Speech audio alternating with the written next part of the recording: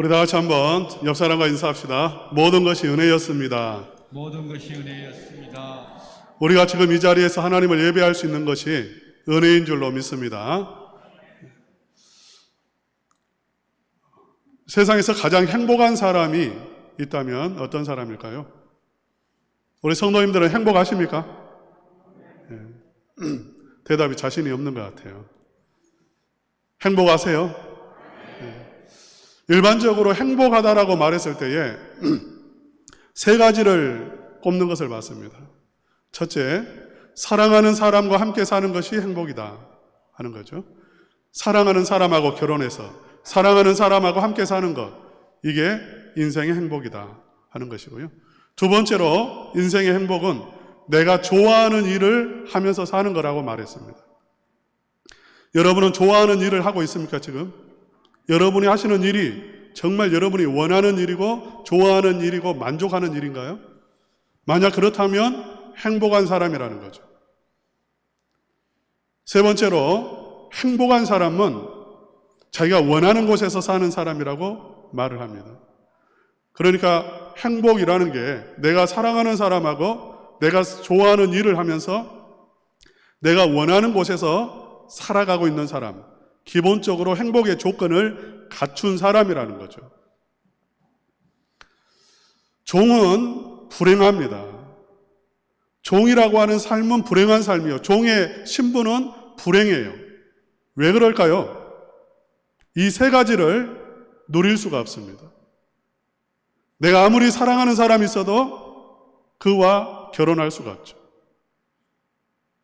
내가 원하는 일을 할 수 없습니다.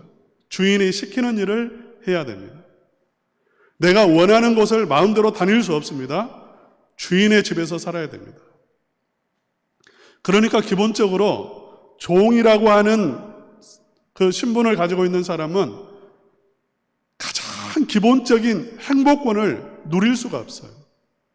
불행한 삶을 살 수밖에 없습니다.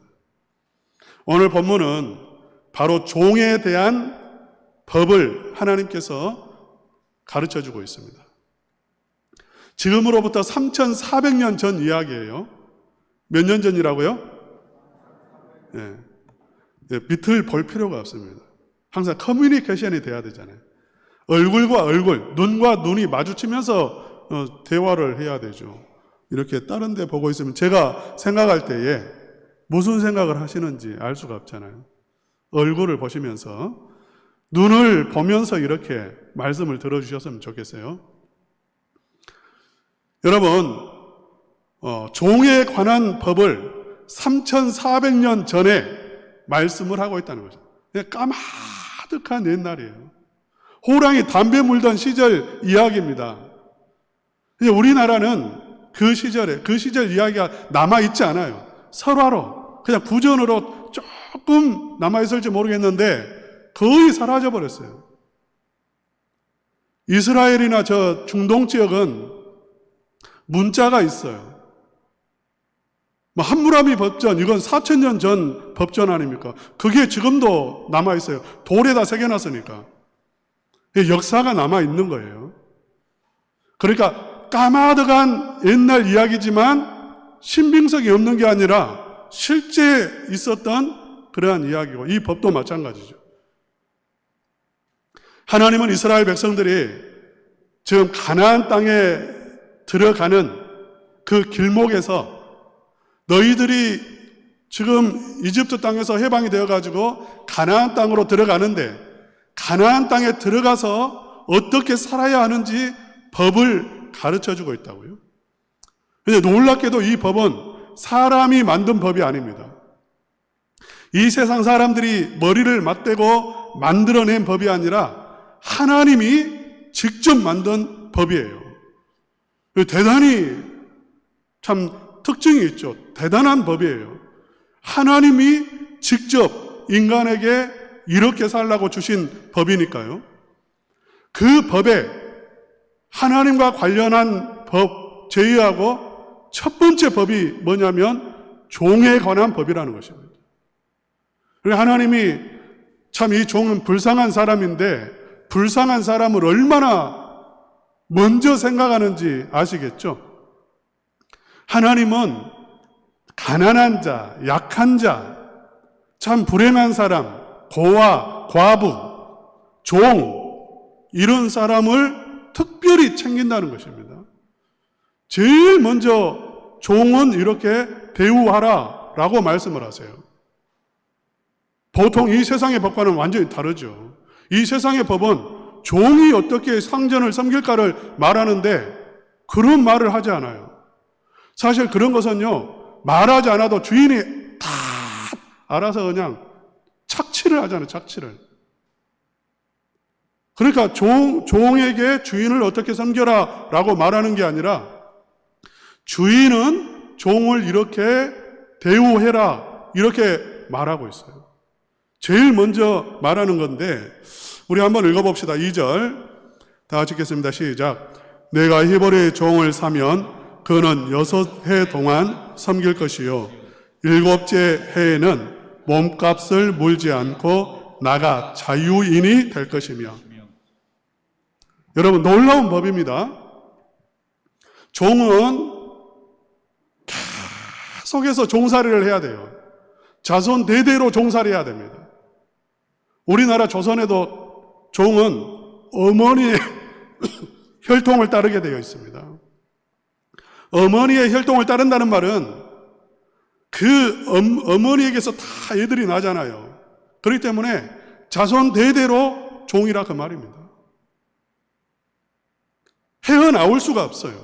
한 번 이 종이 되면 그 신분에서 빠져나올 수가 없습니다. 그런데 놀랍게도 7년이 되면 몸값을 지불하지 않고 자유인이 되게 하라, 해방시키라 이렇게 말하죠.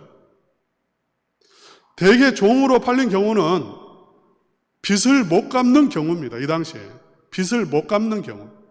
그러니까 빚이 얼마나 되는지 알 수가 없죠. 빚이 한 1년 정도 되는 빚일 수도 있지만 100년을 갚아도 못 갚는 빚을 지는 경우도 있을 거예요. 그 사람은 6년 일했으니까 아직 93년을 더 일해야 겨우 빚을 갚을 수 있을지 모르겠어요.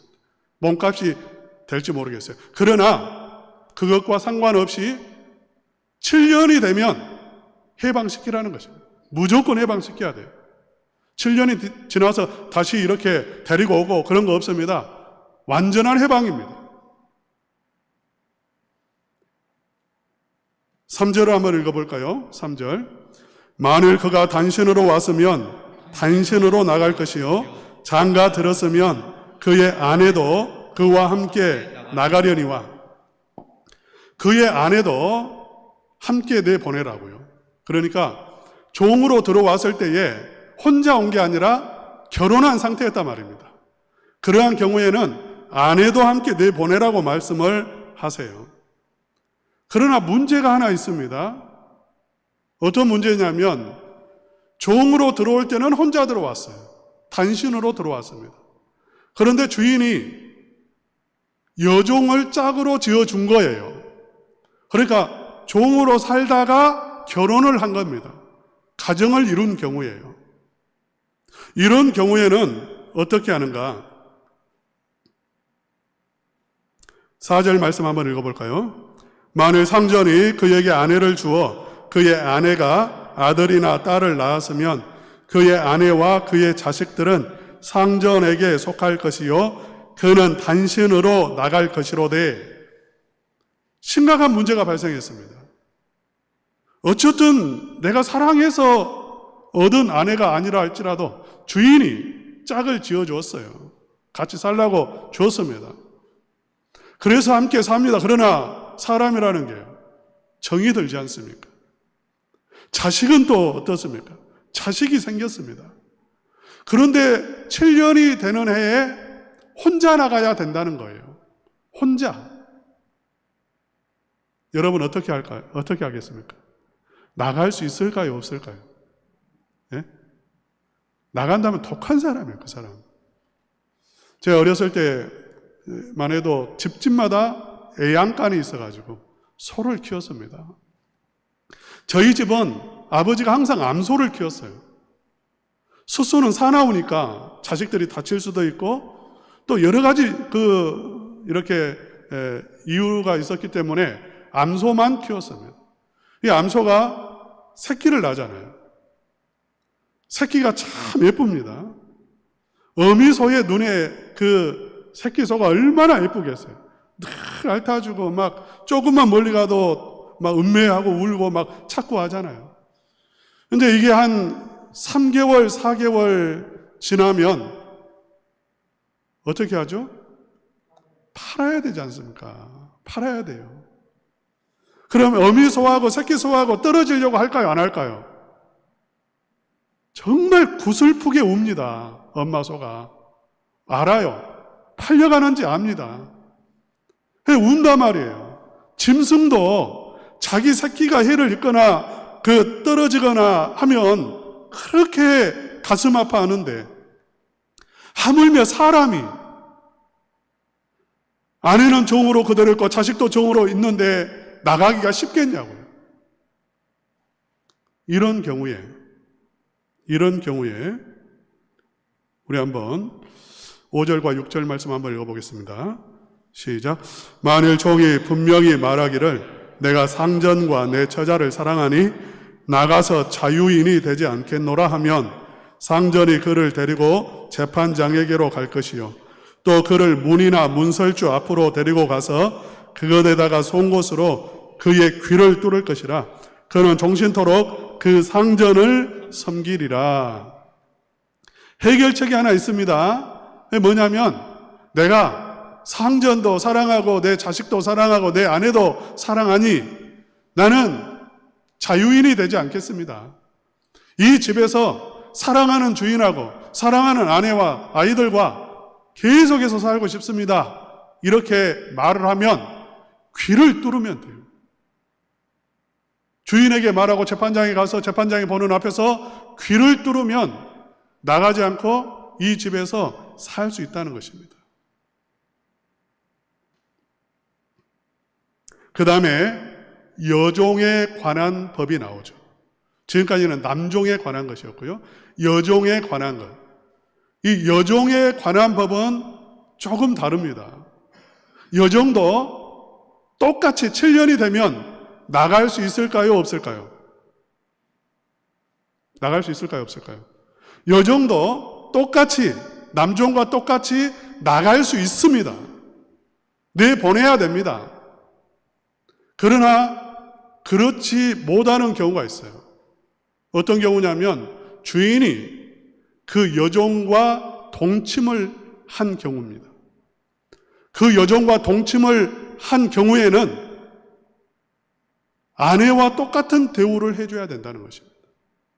똑같이 존중해주고 어디 팔거나 그러지 못하도록 내보내지 못하고 평생 같이 살아야 된다는 거예요. 혹시 이 주인이 여종하고 동침을 했는데 또 다른 여인하고 결혼을 해버렸어요.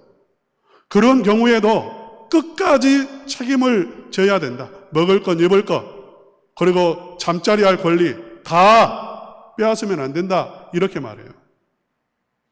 그리고 만약 자기는 동침하지 않았어도 아들에게 주었을 경우, 아내로 주었던지 하는 경우에는 종으로 더 이상 대하지 말고 이제 딸처럼 대하라고요.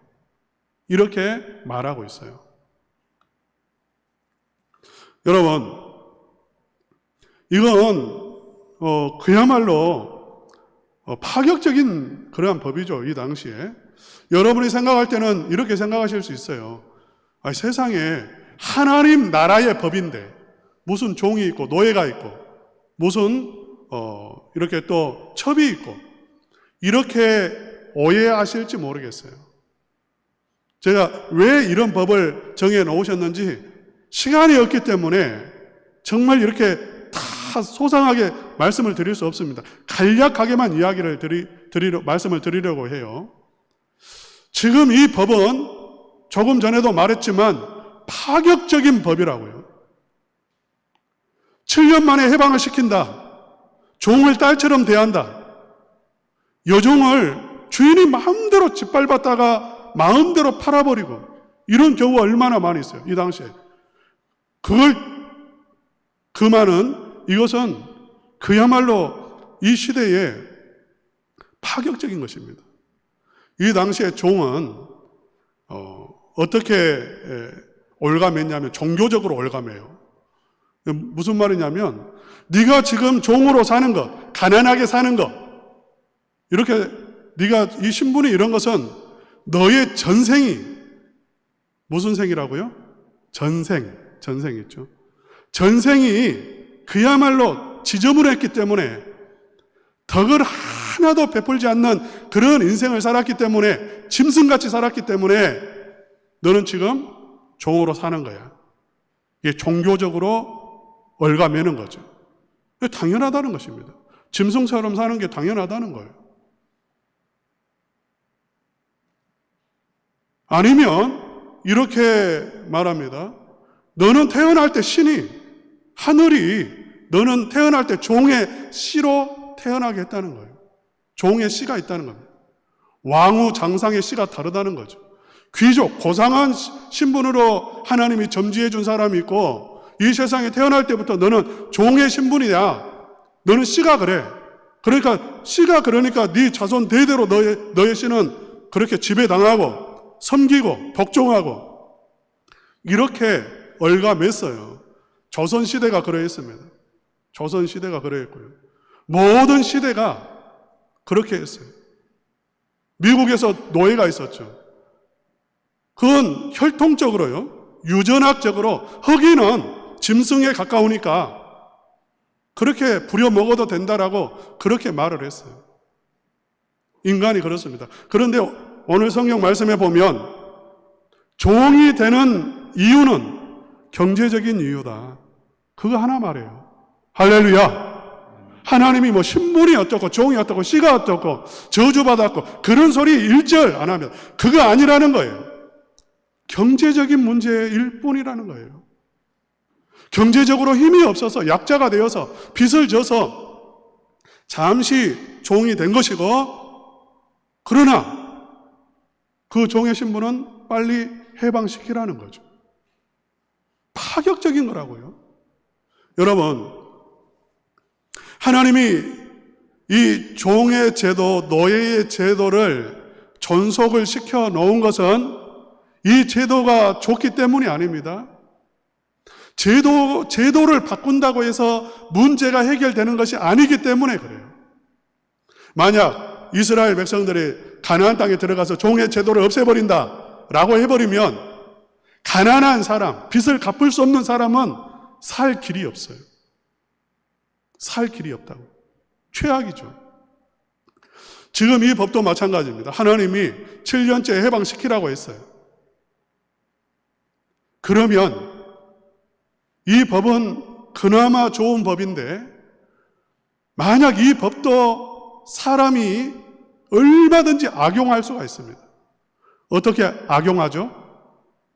다른 사람에게 빚을 많이 져요. 일부러 빚을 많이 진단 말입니다. 그리고 마음대로 그 허비하면서 살아요. 그리고 종으로 들어갑니다. 7년째 되는 해에 다 해방되니까 마치 오늘날 수백억 수십억 사기쳐가지고요 감옥에 들어가서 한 1, 2년 살고 나오고 그렇게 이제 사는 사람들 있잖아요. 악용할 수 있어요. 주인의 입장에서도 악용할 수 있습니다. 얼마든지 가능해요. 6년 동안 어떻게 하냐면 부려먹는 겁니다. 짐승처럼 부려먹는 거예요. 100년 일할 걸 다 씻겨버려요. 한 6년 동안 잘해줘요. 아내도 얻어주고 잘해줘요. 그래가지고 7년째 이제 나는 여기서 살겠습니다 말하면 그때부터 이제 죽을 때까지 부려먹는 거죠. 인간은 법으로 아무리 좋은 제도를 만들어줘도 인간은 그것을 지킬 힘이 없어요. 문재인 정권에서 지금까지 5년이 아직 안 됐습니다만은 제가 알기로 23번이나 부동산 법을 대책을 내세웠습니다. 법을 만들었어요. 23번이나. 저는 뭐 그런 법을 잘 들여다보지도 않고 모르기 때문에 뭐 또 관심도 없어요. 그렇지만 23번의 이 법은 완벽하다, 된다, 이제 부동산 가격 잡는다라고 대책 내세웠습니다만은 세우자마자 그 순간부터 집값이 오히려 더 뛰고 부동산 값 뛰어 올랐습니다. 23번이나. 왜 그럴까요? 법이 나빠서 그럴까요? 아니요. 법은 좋아요. 인간이 악하다 말이에요. 하나님이 노예법을 지금 존속시킨 것처럼 보이고 첩의법을 존속시킨 것처럼 보입니다. 하나님은 법을 바꾸어서 좋은 나라, 하나님의 나라를 바꾸는 게 아니다 그 말이에요. 민주주의가 제일 좋지만 민주주의가 꽃을 피우는 미국, 우리나라도 지금 얼마나 지금 자유가 신장이 됐습니까? 행복한가요? 청년들은 결혼 안 하려고 그래요. 결혼 안 하려고 해요. 결혼을 한 부부들은요, 자식을 낳지 않으려고 해요. 부모님들은요, 자식 집에서 살고 싶지 않다라고 말합니다. 요양원 보내달라고 해요. 이게 정상인가요? 어마어마한 문제고 이건 불행한 거잖아요. 심각한 문제가 있어요. 아무리 좋은 제도를 갖다 놔도 그 속에 사랑이 없으면 결국은 그 제도를 악용하고 여전히 그 속에서 인간은 악한 짓을 하는 거예요. 실제로 이 법 얼마나 좋은 법입니까? 7년이면 해방시켜줘라. 사실은 이런 거잖아요. 너의 종, 경제적인 문제로 종이 되었지만 자립할 수 있는 길을 열어주라는 거죠. 7년 동안 잘 이렇게 돌봐가지고 자유인으로 살 수 있게 해줘라. 가정을 만들어줘라. 그 가정이 함께 행복하게 살 수 있게 해줘라. 그게 하나님의 뜻이에요. 하나님의 마음이라고요. 얼마나 좋은 제도예요. 50년째가 되면 팔아먹은 땅, 모든 것, 집 다 다시 돌려주라고 말을 했어요. 그게 하나님의 법입니다. 이스라엘 백성이 단 한 해도 지키지 않았어요. 단 한 번도 지키지를 않았어요. 왜 안 지켰을까요? 법을 몰라서요? 법을 알아요. 뻔히 알아요. 그런데 핑계를 대는 거예요. 하나님, 이건 이래서 안 됩니다. 저래서 안 됩니다. 핑계를 대는 거예요. 변명거리들을 찾는 겁니다. 무엇이었기 때문에? 사랑이 없기 때문에. 사랑이 없으면 민주주의가 꽃을 피워도 죽고 싶은 세상이 된다 그 말이에요. 하나님의 말씀이 얼마나 깊습니까? 그러니까 하나님의 마음, 세상 사람들은 자꾸 제도를 바꾸려고 하죠. 제도를 바꾸어서 좋은 세상을 만들려고 해요. 지금도 그렇죠. 우리나라에서 이 다음 대통령 얼마나 좋은 사람을 뽑으면 좋은 세상이 될까 기대하면서 지금 바라보고 있습니다. 하나님은 이미 알고 있어요. 사람 바꾼다고 되는 거 아니야. 제도를 바꾼다고 되는 거 아니야. 정말 사랑하지 않으면 소용이 없다는 것을 알아요. 그래서 지금 오늘 이 본문의 법, 이 이후에 나오는 모든 법은 무엇을 요구하는 거냐면 너 이 법 지켜야 돼? 7년째 내보내야 돼? 이게 아니라 종을 만들지 말라는 것이고요. 1년이 되더라도 빨리 내보낼 수 있도록 자유인이 될 수 있도록 도와주라는 것이고요. 사랑하라는 것입니다. 할렐루야. 사랑하라는 것입니다. 서로 사랑하라는 것입니다. 그렇게 하나님의 법의 정신입니다. 우리 헌법의 정신은 자유예요. 자유를 주라는 것입니다. 하나님의 법은 자유가 아니라 사랑입니다. 사랑을 실천하라는 거죠. 무엇이 맞습니까? 자유가 맞습니까? 사랑이 맞습니까? 여러분의 가정에 자유가 없어서 문제인가요? 사랑이 없어서 문제인가요? 이 나라의 문제가 자유가 없어서 문제인가요? 사랑이 없는 게 문제인가요? 제가 막 너무 이렇게 힘을 써가지고 다그치는 것 같아요. 제가 이런 이야기를 들었어요. 이건 실화입니다. 정말 이렇게 독한 사람이 있었어요. 고아로 자라고 그리고 아주 이렇게 험하게 살았습니다. 사채업자가 됐어요. 사채업자가 뭐죠? 사채업자. 돈 이렇게 이자놀이 하는 사람이잖아요. 세상에서 제일 어려운 게 돈 빌려주고 돈 다시 받는 겁니다. 제가 보니까 그래요. 저는 돈 빌려준 적이 없지만 옆에서 보니까 제일 어려운 일은 돈 빌려주고 돈 받는 일이에요. 그런데 돈을 빌려주고 그것도 많은 이자로 다시 돌려받는다는 것은 보통 사람이 할 수 있는 일이 아닙니다. 독하지 않으면 할 수 없는 일이에요. 근데 이 사람은 이걸 잘했으니까 얼마나 독한 사람이겠어요. 인정사정 없는 사람이에요. 얼굴에 독이 가득해요. 인상이 그렇게 변해갔어요. 사람들은 그를 무엇이라고 불렀냐면 돈 귀신이라고 불렀습니다. 오직 돈만 보고 돈만 쫓는 사람이에요. 무서운 사람이에요. 은행에 가면 주인 노릇하고 그 은행 그 지점장한테 날마다 출근해가지고 짜장면 얻어먹고 돌아오는 사람, 발발발 떠는 사람이에요. 돈 귀신이란 말이에요. 40이 넘도록 결혼 안 했어요. 결혼도 필요 없고 오직 돈이에요. 어느 날 이 사람이 180도 달라졌어요. 왜 달라졌을까요? 사랑에 빠졌습니다. 그날도 여전히 은행에 갔다가 이렇게 스쳐 지나가는데 지점장실로 들어가려고 하는데 한 아가씨가, 보지 못한 아가씨가 그 창구에 앉아 있어요. 그 순간에 마음이 확 쏠렸어요. 그 지점장실로 가려다가 그 여인 앞으로 가가지고 은행 업무 보는 것처럼 이렇게 하다가 날마다 갔어요. 인상이 바뀌었습니다. 그 살벌한 얼굴이요, 웃음이 이렇게 띄는. 예전에는 무섭게 막 다그치는 사람이 그냥 웬만하면 넘어가는 사람이 됐어요. 40이 넘은 사람이 20살 간 넘은 아가씨하고 사랑에 빠졌어요. 항상 이 아가씨는 웃으니까 사람이 달라진 거예요. 우여곡절 끝에 결혼을 했습니다. 결혼을 했어요. 그렇게 돈만 하는 사람이 처남들 다 대학 보내주고 집 사주고 다 그렇게 하고 자기 아내 유학까지 보내줬어요. 실화라고 했죠. 사랑에 빠지니까요 달라진 거예요. 완전히 달라졌어요. 그런데 진짜 달라진 건 누구냐면 그의 아내예요. 그의 아내. 그의 아내는 항상 웃었어요. 왜? 웃어야 사람들이 좋아하니까. 자기가 웃지 않는 순간 자기는 살아남을 수가 없어요.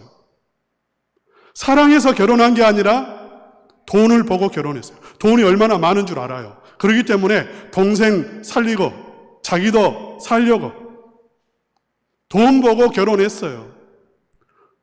남편 보고 항상 웃었어요. 사랑해서 웃은 거 아니에요.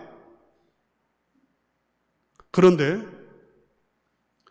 이 여자가 진짜 달라졌어요.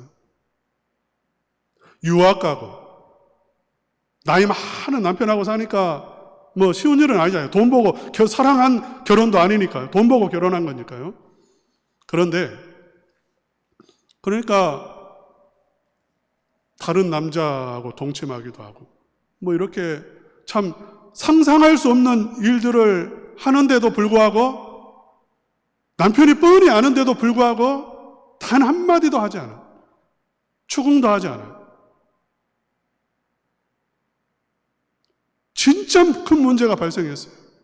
이제 끝났구나 생각을 했는데 여전히 남편이 단 한마디도 하지 않아요.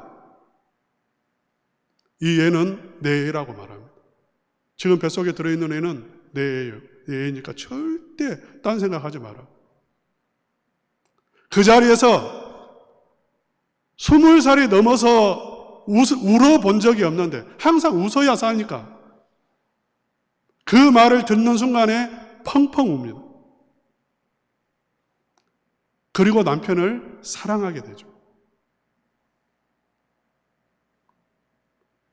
여러분, 제가 무슨 말씀을 하냐면 지금 하나님의 이 법은 사랑이 없으면 실천할 수가 없는, 인간의 세상에서는 실현할 수 없는 법이에요. 여전히 지금도 마찬가지입니다. 그래서 이 법은 누구에게 준 법이냐면 하나님의 백성들에게 주신 법이고, 하나님의 사랑을 받은 사람만이 실천할 수 있는 법이라는 거예요. 할렐루야. 여러분, 누가 사랑을 할 수 있나요? 누가? 이 교회 안에서 이렇게 말할 수 있는 사람이 누구겠어요? 집사님 너무 좋으면, 장로님 너무 좋으면 우리 함께 삽시다. 우리 헤어지지 말고, 나이 먹어서도 헤어지지 말고 우리 함께 이 아름다운 공동체를 함께 누리면서 우리 영원히 삽시다. 여러분, 이게 정상적인 겁니다. 하나님의 나라는 이러해야 된다는 거예요. 함께 살고 싶어 해야 된다는 것입니다. 그런데 이 말을 하면 끔찍 놀라요. 답답해요. 저 사람은 같이, 심지어는 부부간에도 어떤 가정에서 이렇다 하더라고요. 상담이 왔어요. 목사님, 천국에 가면 영원히 살죠. 우리 남편하고 영원히 살아야 됩니까? 천국에서 남편 보면 깜짝 놀랄 것 같아요. 깜짝 놀래가지고, 그러면 나는 천국 어떻게 가지? 이러는 거예요. 답이 없어요, 답이. 답을 못 해서요. 근데 그 다음에 와가지고 답을 찾았다고 하더라고요. 뭔 답을 찾았냐? 천국에서 모른 체 하기로 했습니다. 천국에 가면 안 보기, 모른 체 하기로 서로 싹 고개 돌리고. 여러분, 사랑하는 성도 여러분, 성령이 하나님이 우리를 사랑하셔서 아들을 주셔서 대속의 죽음을 당하게 하시고 우리가 구원을 얻었습니다. 하나님의 사랑을 받았단 말이에요. 할렐루야. 여러분, 우리는 존귀한 사람입니다. 존귀하다는 거죠. 종도 똑같은 사람이고 존귀한 사람이라는 것입니다. 그래서 종으로 생각하지 말고 정말 하나님의 자녀로 생각하라는 그러한 말씀이죠, 이 법은. 우리 한번 옆 사람과 이렇게 인사합시다. 당신은 존귀한 사람입니다. 당신은 존귀한 사람이에요. 할렐루야.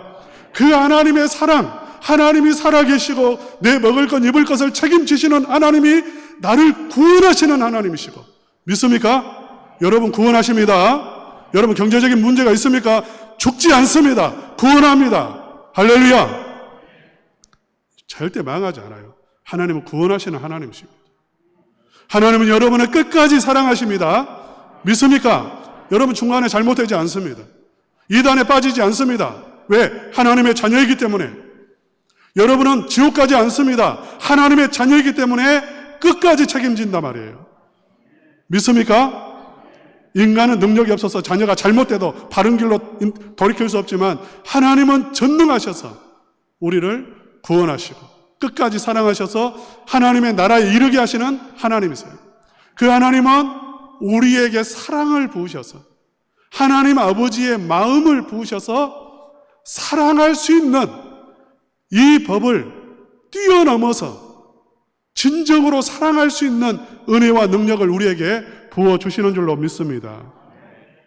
그래서 하나님의 사랑이 임하면 하나님의 성령, 예수 그리스도 안에 거하는 사람은 성령께서 그 심령에 하나님 아버지의 마음을 부으셔서 못된 사람을 보면 미워지는 게 아니라 불쌍하게 보여요. 긍휼히 여겨져요. 그래서 하나님 앞에 기도하게 됩니다. 하나님 불쌍히 여겨주십시오. 은혜를 부어주십시오. 나도 은혜 안 받았으면, 나도 하나님을 몰랐으면 저렇게 됐을 텐데 하나님 나에게 은혜 주셔서 사랑할 수 있게 해주셔서 감사합니다. 저 사람에게도 은혜를 주십시오. 그렇게 기도하게 되는 것입니다. 하나님의 성령이 임하면 귀하게 보여요. 장로님이 귀하게 보이고 집사님이 귀하게 보이고 새가족은 더 귀하게 보이고. 할렐루야. 귀하게 보인다고요. 미워지지가 않아요. 하나님의 마음이 부어졌기 때문에, 성령이 임했기 때문에. 성령이 우리의 마음을 다스리시고 주관하는 거죠. 그래서 이 법을 주신 것은 너희들이 가지고 있는 사랑으로는 불가능하기 때문에 하나님의 사랑을 구하라는 것이고, 그 하나님의 사랑이 임하는 공동체가 하나님의 나라, 하나님의 사랑이 충만하게 임하면 그 공동체는 독재 정권 밑에 있어도 천국이 되는 것이고요. 할렐루야. 왕정에 속한 그러한 체제 속에 살아간다 할지라도 하나님의 나라를 누리면서 사는 것입니다. 사랑하는 우리 성도님들이 하나님의 사랑을 추구하시기를 축복합니다. 여러분 무엇을 구해가지고 행복을 누리려고 하세요?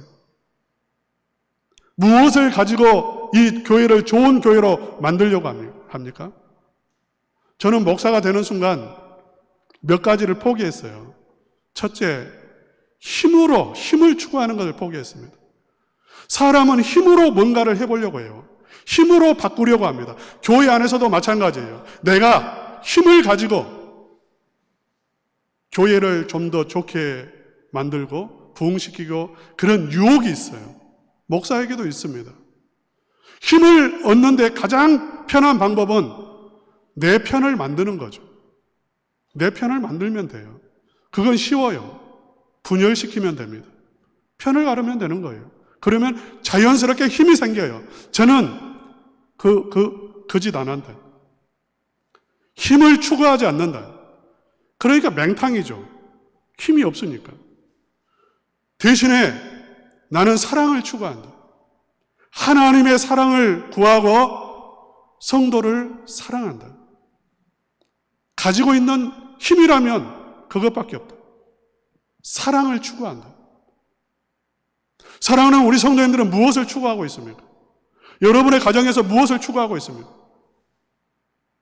하나님의 사랑을 구하시기를 주님의 이름으로 축원합니다. 하나님의 사랑을 구하십시오. 힘으로 여러분 행복 살 수 없습니다. 사랑의 공동체, 우리 첨단 은광교회, 사랑을 구하고 사랑이 흐른다면 지상에서 가장 행복한 교회가 될 거예요. 할렐루야. 가장 좋은 교회가 될 거라고요. 우리 성도님들, 내년쯤에 이제 직분자 투표를 할 겁니다. 내년쯤에 하게 되겠죠. 여러분, 절대 전화한다든지, 나 찍어달라든지, 그렇게 하지 마세요. 그런 분 없겠지만, 그러지 마세요. 왜? 하나님의 백성들은 성령이 임하시고 성령께서 다 마음을 감화 감동하셔서 이끌어 가십니다. 사랑으로 이끌어 가세요.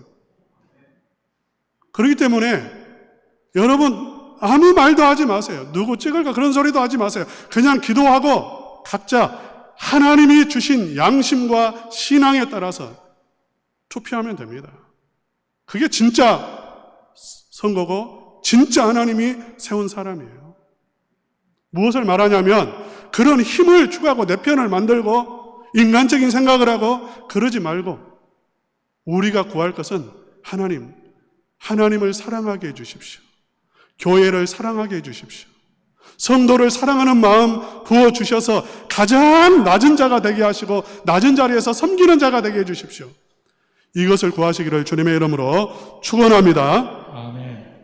사랑하는 우리 성도님들의 마음에 하나님의 사랑이 가득하고 우리 교회가 사랑으로 가득해서 천국 같은 하나님의 나라를 이루어가는 그리고 정말 행복한 교회, 행복한 성도님, 행복한 우리 성도님들의 가정이 되시기를 주님의 이름으로 축원합니다.